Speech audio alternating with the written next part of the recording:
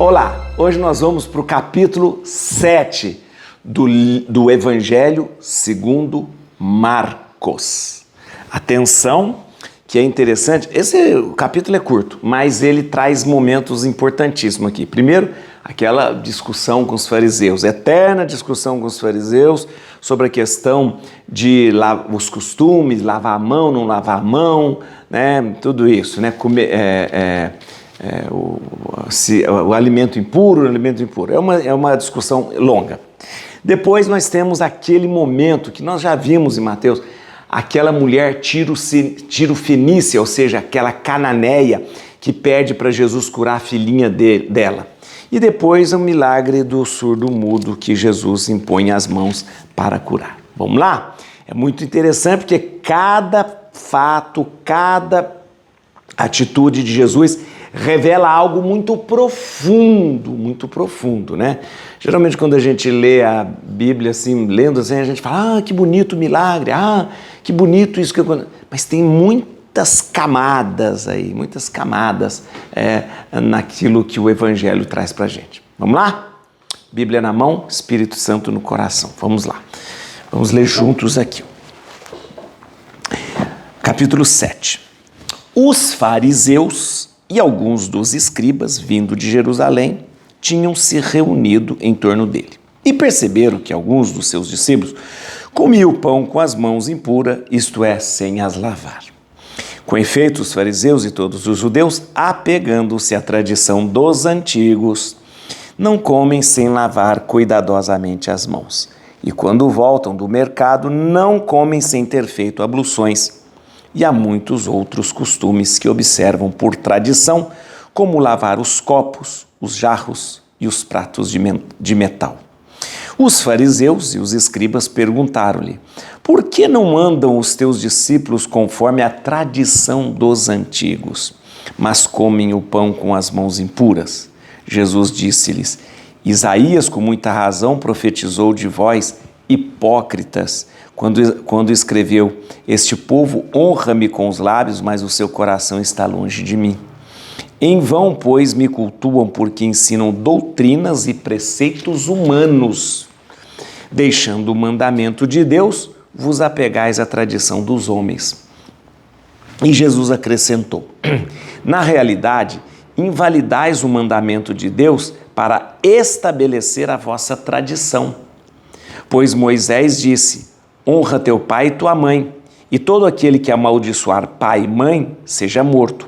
Vós, porém, dizeis: se alguém disser ao pai ou à mãe, qualquer coisa que de minha parte te pudesse ser útil é corbã, isto é, oferta, e já não lhe deixais fazer coisa alguma a favor de seu pai e de sua mãe, anulando a palavra de Deus por tradição que vós transmitistes, e fazeis ainda muitas coisas semelhantes.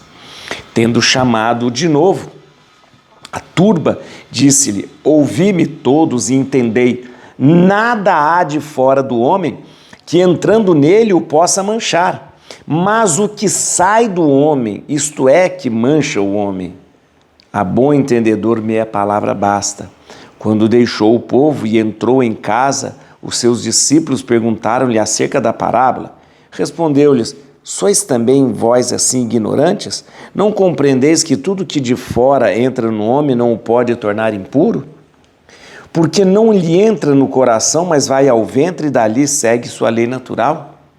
Assim ele declarava puros todos os alimentos e acrescentava: ora, o que sai do homem, isto é que mancha o homem, porque é do interior do coração dos homens que procedem os maus pensamentos, as devassidões, os roubos, os assassinatos, adultérios, cobiças, perversidades, fraudes, desonestidade, inveja, difamação, orgulho, insensatez. Todos esses vícios procedem de dentro e tornam impuro o homem. Em seguida, deixando aquele lugar, foi para a terra de Tiro e de Sidônia. E tendo entrado numa casa, não quis que ninguém o soubesse. Mas não pôde ficar oculto, pois uma mulher cuja filha possuía um espírito imundo, logo que soube que ele estava ali, entrou e caiu aos seus pés. Essa mulher era pagã, de origem sírio-fenícia. Ora, ela suplicava-lhe que expelisse de sua filha o demônio. Disse-lhe Jesus: deixa primeiro que se fartem os filhos, porque não fica bem tomar o pão dos filhos e lançá-lo aos cães. Mas ela respondeu: é verdade, Senhor, mas também os cachorrinhos debaixo da mesa comem das migalhas dos filhos. Jesus respondeu-lhe: por causa desta palavra, vai-te que saiu o demônio da tua filha. Voltou ela para casa e achou a menina deitada na cama. O demônio havia saído. Ele deixou de novo as fronteiras de Tiro e foi por Sidônia ao mar da Galileia, no meio do território da Decápole. Ora, apresentaram-lhe um surdo-mudo, rogando-lhe que lhe impusesse a mão. Jesus tomou a parte dentre o povo, pôs-lhe os dedos nos ouvidos e tocou-lhe a língua com a saliva. E levantou os olhos ao céu, deu um suspiro e disse-lhe: Éfata, que quer dizer, abre-te. No mesmo instante, os ouvidos se lhe abriram, a prisão da língua se lhe desfez e ele falava perfeitamente. Proibiu-lhes que o dissesse a alguém, mas quanto mais lhes proibia, tanto mais o publicavam. E tanto mais se admiravam, dizendo: ele fez bem todas as coisas, fez ouvir os surdos e falarem os mudos. Eu quero que você preste atenção numa coisa muito importante deste capítulo. Antes, porém, eu quero lhe dizer, Jesus tem aqui as famosas discussões com os fariseus. Os fariseus eram uma pedra no sapato de Jesus. E aqui sempre do lado dos fariseus, os escribas. Os escribas, eles, na maioria das vezes, os escribas também eram do partido dos fariseus. Os fariseus funcionavam quase que como um partido religioso, político, né? E eram pessoas que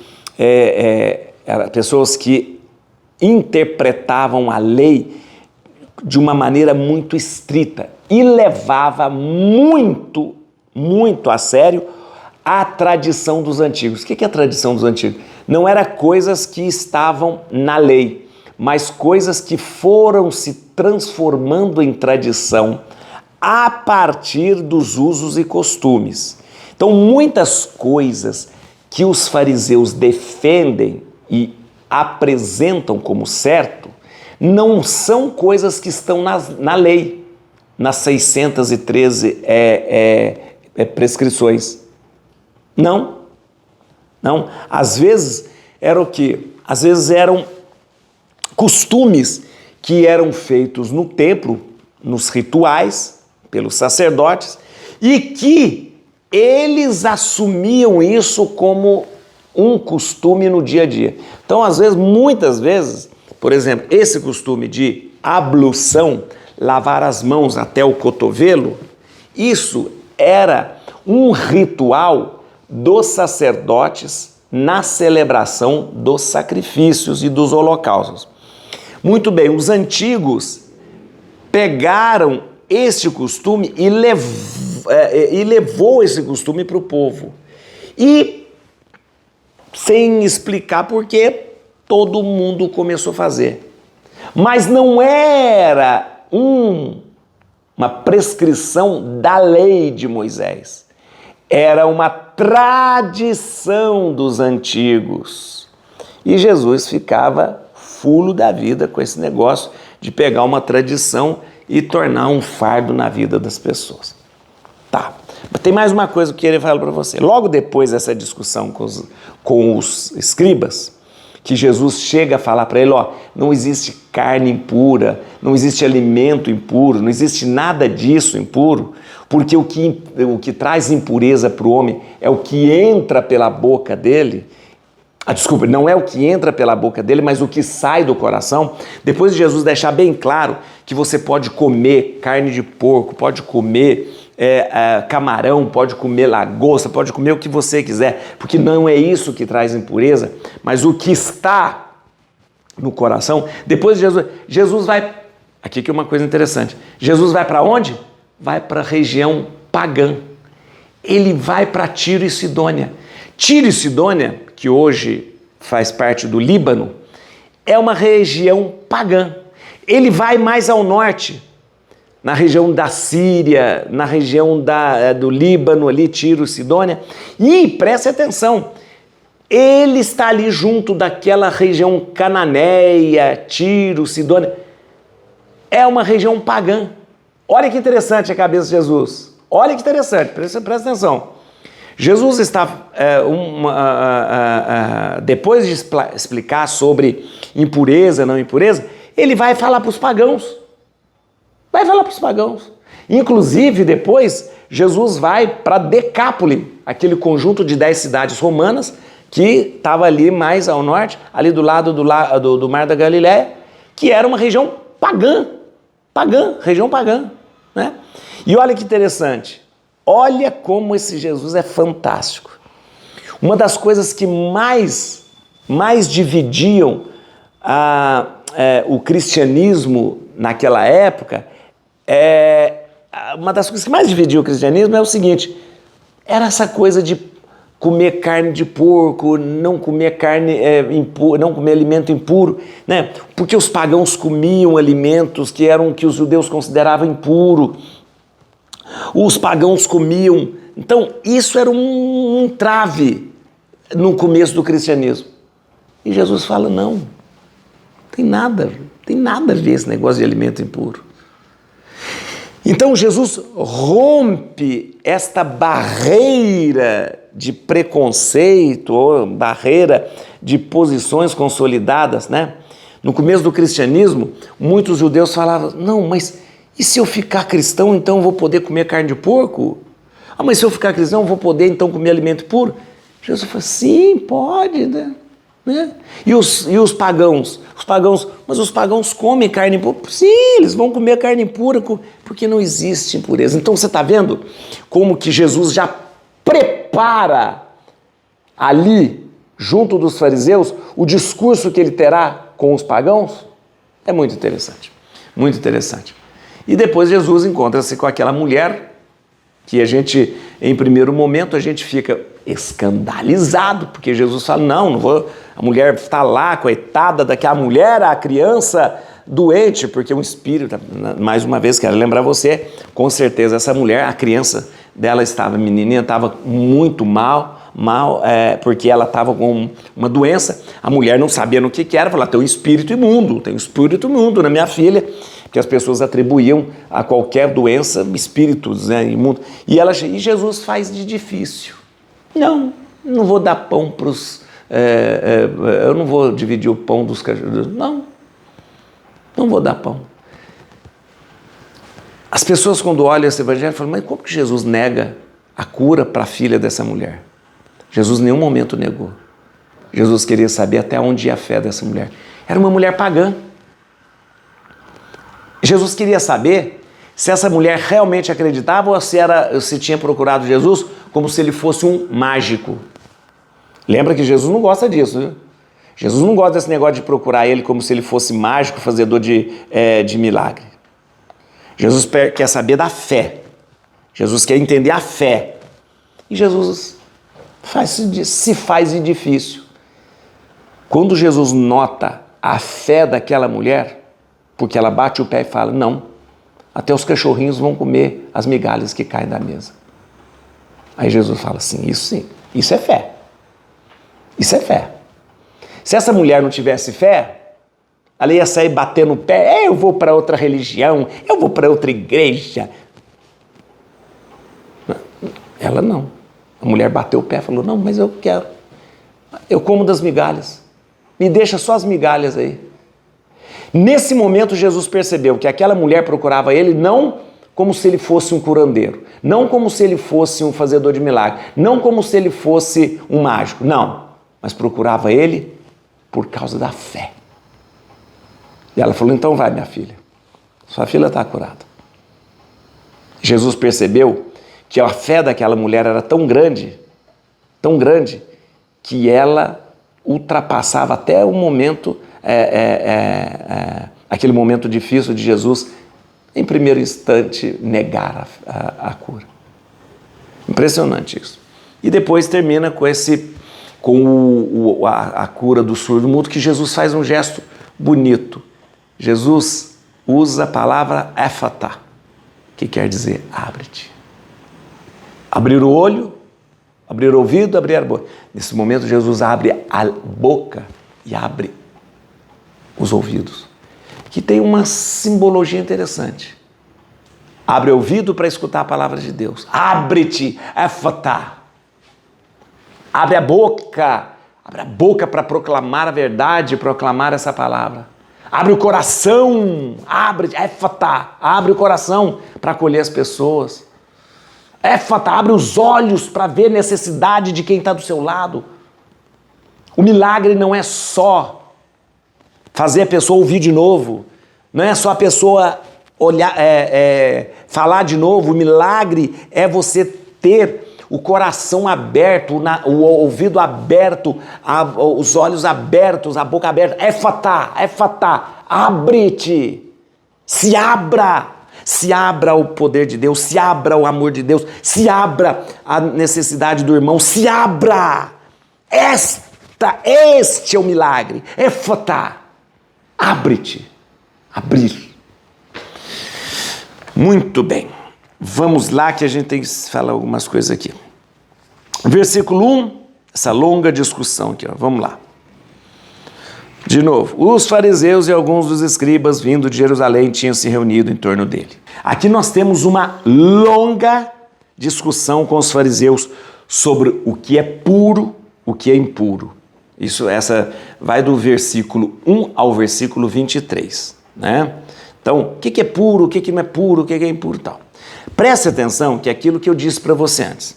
Essa discussão com os fariseus prepara a partida de Jesus para terras pagãs, fora da Galileia. Olha, Jesus vai falar daqui a pouco com os pagãos. Vai falar com os pagãos da região lá do norte, da região de Tiro e Sidônia, região pagã. Vai entrar em contato com muitas pessoas que são ali dos cananeus, que são pagãos. Depois Jesus vai para Decápole. Decápole, aquelas 10 cidades ali romanas, região eminentemente pagã. Eminentemente pagã. Ora, aqui já Jesus prepara um discurso para falar com esse pessoal. Você imagina se Jesus ia falar lá para os pagãos que nunca que comia carne de porco, que fazia costelinha, fazia feijoada, ia lá, que não tinha esse negócio, não pode misturar leite com carne, não pode, que eram os costumes, né? Não pode comer camarão, não pode comer lagosta. Você acha como que Jesus ia chegar pregando para esse pessoal? Como é que Jesus ia levar a boa notícia para esse pessoal, levando um monte de proibição?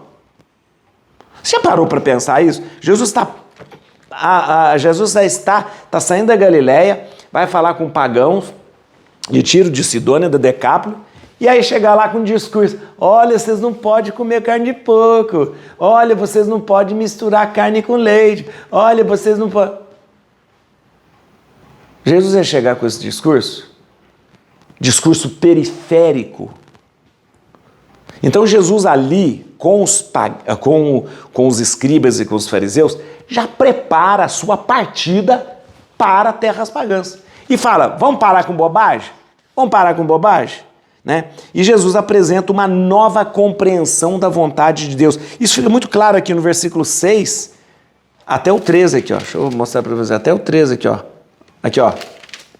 Deus não quer isso, ó. Isaías, com muita razão, profetizou de voz hipócrita quando escreveu: esse povo me honra com os lábios, mas seu coração está longe de mim. Ou seja, Deus apresenta a eles o seguinte: Deus não quer isso. A compreensão é uma nova compreensão da vontade de Deus. É uma nova compreensão da vontade de Deus. Não, Deus não pensou isso. Isso são costumes que entraram entre vocês e que Deus não pensou isso. E depois, Jesus, do versículo 14 ao 23, ele mostra uma nova compreensão do que é pureza. Do 14 ao 23, ele fala, não, pureza não é isso que vocês estão pensando. Pureza não é o que entra pela boca, a carne que você come, o leite que você toma. Não, gente. Jesus apresenta aqui uma nova compreensão sobre pureza. Pureza é o que sai do coração. E Jesus deixa muito claro o que é pureza, o que é impureza. A impureza é o que vem a devassidão, o roubo, o assassinato, o adultério, a cobiça, a perversidade, a fraude, a desonestidade, a inveja, a difamação, o orgulho e a insensatez. Isso não tem nada a ver com carne. Isso não tem nada a ver com purificar a mão. Isso não tem nada a ver com o que você come. Não, olha, adultério, cobiça, perversidade, assassinato, roubo, devassidão, difamação, orgulho e insensatez vem do coração. Então Jesus apresenta assim, agora, uma nova compreensão sobre pureza. E Jesus chega a falar o seguinte, vocês ficam aí, purifica cotovelo, purifica a mão, purifica... Mas faz todo esse tipo de coisa? Rouba, assassina, cobiça as coisas alheias. Isso não é conservar a pureza. Não é conservar a pureza. E Jesus deixa muito claro, que essa nova compreensão sobre pureza não está relacionada a rituais, mas está relacionada a atitudes que brotam do coração. Né? E aí, olha que interessante, no versículo 2, Jesus fala assim, e perceberam que alguns dos seus discípulos comiam o pão com as mãos impuras, isso é, sem lavar. Com os efeitos, os fariseus e todos os judeus, apegando-se à tradição dos antigos, não comem sem lavar cuidadosamente as mãos. Muito bem, vamos entender uma coisa. Jesus nunca se opôs à lei de Moisés. Mas Jesus sempre se opôs a essas tradições dos antigos. Vou explicar novamente o que é a tradição dos antigos. Tinha a lei de Moisés, os preceitos de Moisés, os 10 mandamentos e depois os 613 prescrições. Muito bem, Jesus tranquilo com isso. Só que, muito facilmente, eles pegavam algum ritual que era celebrado no templo e transformava isso num ritual para todo mundo fazer em casa. Então, existia um ritual, a maneira correta de lavar as mãos antes de comer, que era uma tradição dos antigos. Não estava escrito isso na lei, mas se tornou uma tradição que eles socaram no meio do povo, impuseram para o povo. E não era lavar a mão do jeito que você está pensando, não. Eles tinham que lavar a mão com uma caneca de bronze, né? E tinha que lavar até os cotovelos. Ah, que coisa mais difícil era isso. Porque aí você ia comer. Então você, uma água aqui. E aí tinha que deixar a água escorrer, vir até no cotovelo aqui, ó, e lavar até o cotovelo. Ai, aquela coisa dava um trabalho, porque você usava aquelas túnicas enormes, com aquelas mangas grandonas, então você tinha que recolher a manga e deixar a água vir no cotovelo. Ah! O que é isso? Era uma lei de Moisés? Não, era uma tradição dos antigos. Então, tinha inúmeras tradições dos antigos que foram sendo colocadas no meio do povo.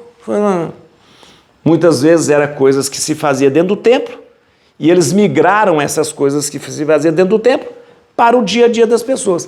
Isso se tornava um peso horroroso.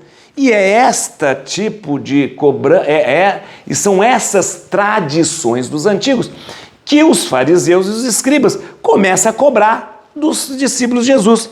E Jesus não aceita isso, né? Não aceita esse tipo de coisa.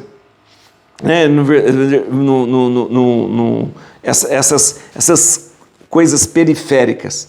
E aí Jesus dá um exemplo. Vocês inventam regras. Vocês inventam regras. Aí Jesus dá o exemplo da Corban. Olha que coisa, olha aqui, do exemplo da Corban é muito interessante, ó. Vós, porém, dizeis, se alguém disser ao pai ou à mãe qualquer coisa que de minha parte pudesse ser útil, é Corban, isto é oferta, e já não lhe deixais fazer coisa alguma a favor de seu pai e de sua mãe, anulando a palavra de Deus por vossa tradição que vós transmitis, e fazeis assim ainda muitas coisas semelhantes. Deixa eu explicar para você entender melhor. A lei de Moisés diz o seguinte: honra teu pai e tua mãe. Mandamento da lei de Deus. Tudo bem. Honrar teu pai e tua mãe é honrar, respeitar, glorificar, cuidar, na doença estar ao lado deles, não deixá-los passar fome, prover tudo que é necessário para os seus pais, carinho, amor, respeito, tudo isso. Aí, uma tradição dos antigos deu um jeitinho na lei e falou o seguinte: se você pegar esse dinheiro que você iria cuidar dos seus pais, cuidar da saúde dele, cuidar da comida dele, se você pegar esse dinheiro e consagrar a Deus dando para o templo, você está dispensado de fazer isso para os seus pais. Aí você pode deixar seus pais morrer à míngua, que não é pecado, porque é Corban. Corban é uma palavra aramaica que significa oferenda. Oferenda. E se você pagasse a Corban, você estava dispensado de prestar assistência ao seu pai e à sua mãe, se você oferecesse esse dinheiro para o templo. Você quer coisa mais perversa do que isso? Você quer coisa mais perversa do que isso? Jesus ficava escandalizado com isso. Se tinha muita gente que fazia, muita gente. Muita gente. Então os pais já estavam velhos e falaram: eu não vou cuidar dos meus pais. Vou fazer o seguinte, eu vou pagar Corban. Ia lá no templo e falava: quanto que é que eu pago assim? Ó, estou trazendo esse dinheiro aqui para o templo, esse dinheiro aqui para o templo, isso aqui é uma oferenda, é uma Corban. E aí entregava para o sacerdote, e o sacerdote falou: ó, então já que você pegou esse dinheiro, pagou, veio aqui e ofereceu como Corban, você está dispensado de cuidar dos seus pais. Posso deixar eles morrer? Pode deixar morrer. Não preciso dar comida, não preciso dar carinho. Não, você já pagou Corban. Você já pegou e já fez a sua oferenda. Então você está dispensado de cuidar dos seus pais. É horroroso, é horroroso. Isso não é religião. E Jesus fala: olha o que vocês fizeram. Vocês perverteram a lei com a tradição dos antigos. A tradição dos antigos. Então Jesus se opõe a essas tradições dos antigos que são escandalosas e diz: para com isso, para com isso.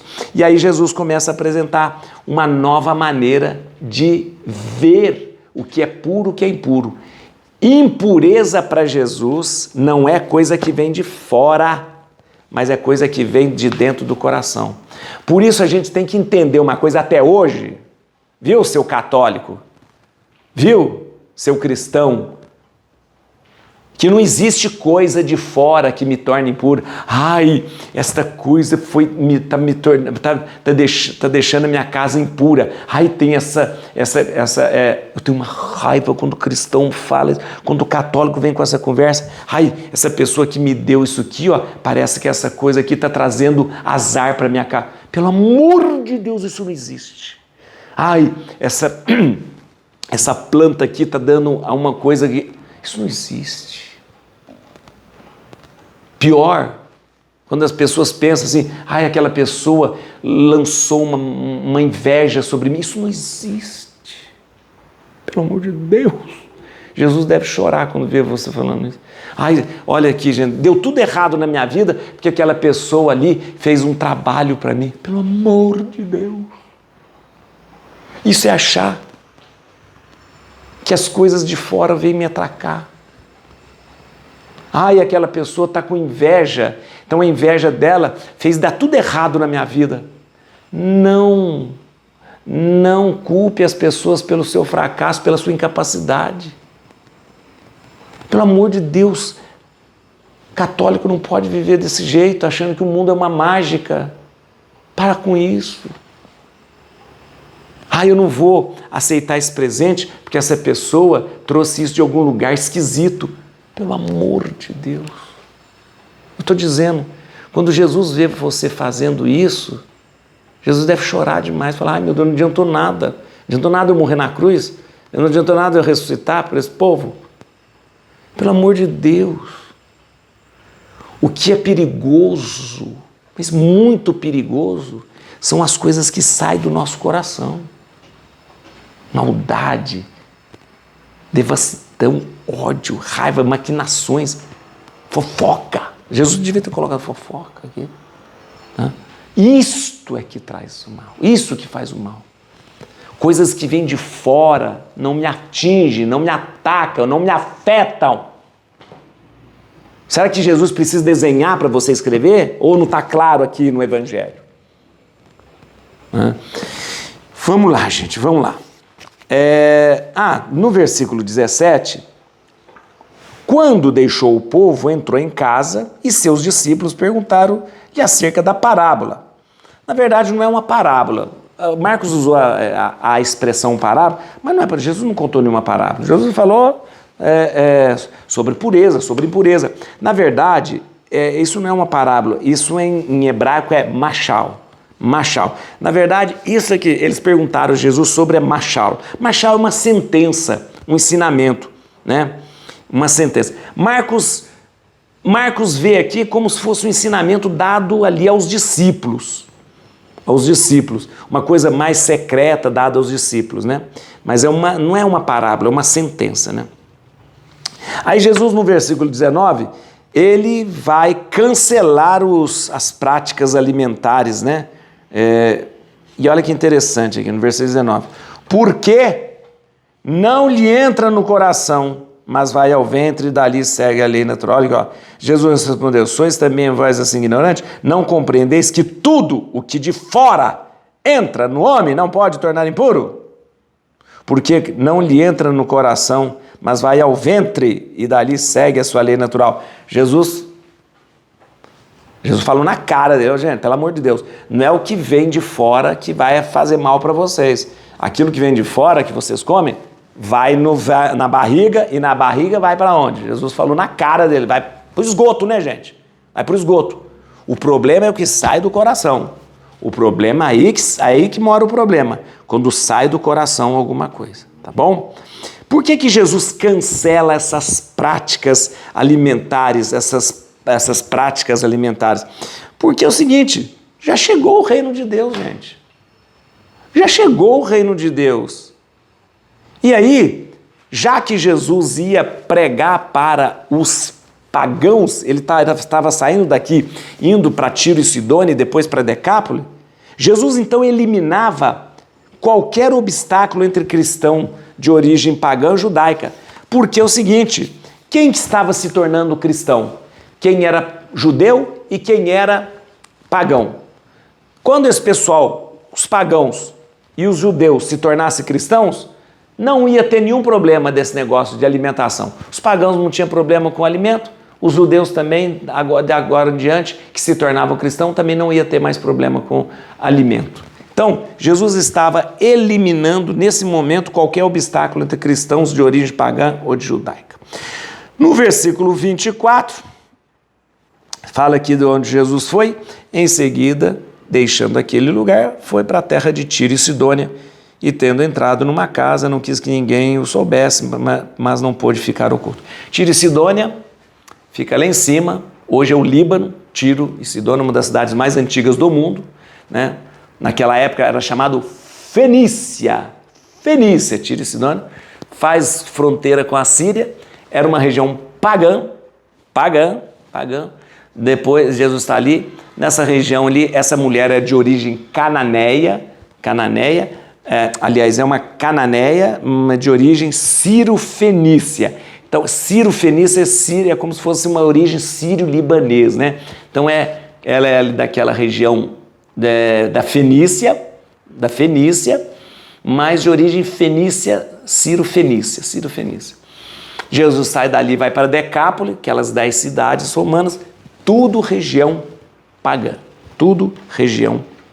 tá bom?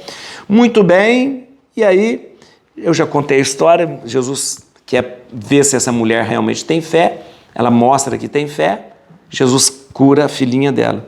E no versículo 34, Jesus, quando cura aquele surdo mudo, levantou os olhos ao céu, deu um suspiro e disse-lhe, Éfata, que quer dizer abre-te. Éfata, que quer dizer abre-te. Muito bem, eu gosto de lembrar dessa palavra, por quê? Porque esta fórmula,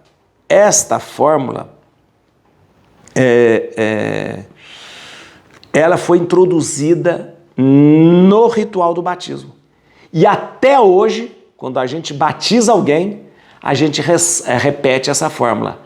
Éfata. O padre, né, quando batiza, né, ele vai dizer éfata e vai tocar no ouvido e na boca da criança. Ou então, do batizando, ele vai dizer éfata. É uma fórmula muito interessante. Por quê? Porque quando Jesus cura, Jesus não cura porque ele é médico e nem porque ele é curandeiro. Toda cura que Jesus faz, ele faz por um propósito. Curar os olhos para quê? Para ver quem está passando necessidade e eu estender a mão. Curar o ouvido para quê? Para escutar a palavra de Deus. Curar a boca para quê? Para proclamar essa palavra. Então o propósito de Jesus curar é sempre para alguma coisa. Por isso Jesus acompanha a cura com esta expressão, éfata, que quer dizer abre-te. E aí eu volto a dizer o que eu disse para você antes. O milagre ele vai além da simples cura. Abrir-se para Deus, abrir-se para o outro. Por isso Jesus faz questão de dizer, éfata, abre-te. Não se feche no seu egoísmo, não se feche no seu mundinho, não se feche aí somente nas suas coisas. Rompa com o egoísmo, rompa com essa coisa de ficar somente preocupado com o seu umbigo. Abra-te, éfata. Muito bem, e para terminar, no versículo 36, tradicionalmente Marcos, lembra que eu te expliquei sobre o segredo messiânico? Marcos sempre acrescenta, né, depois que ele foi curado, proibiu-lhes que o dissessem a alguém. Mas quanto mais lhe proibia, tanto mais o publicava. Marcos faz questão sempre de trazer essa ideia do segredo messiânico. Tudo que Jesus fazia, curava, tudo que Jesus realizava de milagre, Marcos acrescentava, Jesus proibia que falasse. Por quê? O segredo messiânico precisava ficar em segredo até que a glória do Senhor fosse apresentada. Então Marcos faz muito questão de dizer, não conte para ninguém, não fale para ninguém, até que a glória de Deus se manifeste. Et cruce in Domini fugit partis adversae, fit teledo et tribiuda, radix Davide. Aleluia.